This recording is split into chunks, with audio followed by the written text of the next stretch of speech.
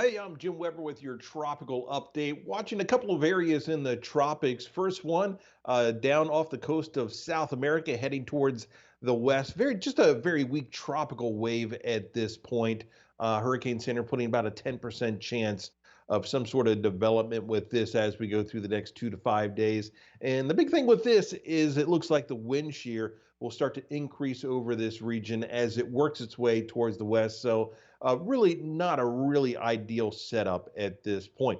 Other areas sitting off the east coast of the U.S. at this point, actually nothing is there, but all the computer models, the major computer models indicating that as we go through the next several days, an area of low pressure will form off the east coast, and that will work its way on to the north. So you look at the wind shear across the Gulf of Mexico, and this is the typical area that we'd be watching this time of the year.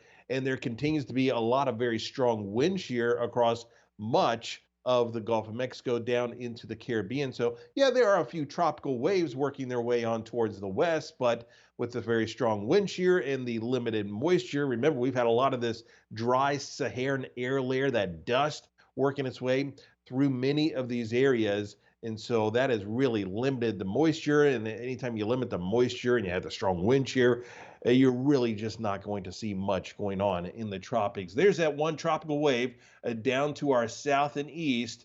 That is still very disorganized, but notice just to the north and northwest, that is where you are seeing that stronger area of wind shear. So that's where conditions start to become less favorable. You look at the European model, and down to our south, just really not seeing anything developing, but off the east coast, there you see the European model indicating maybe some development as that slides on to the north and east. So it wouldn't affect us, but it could be something that eventually develops. So we'll keep an eye on that area as we go through the next several days. And of course, we're going to keep you updated right here on myfoxhurricane.com.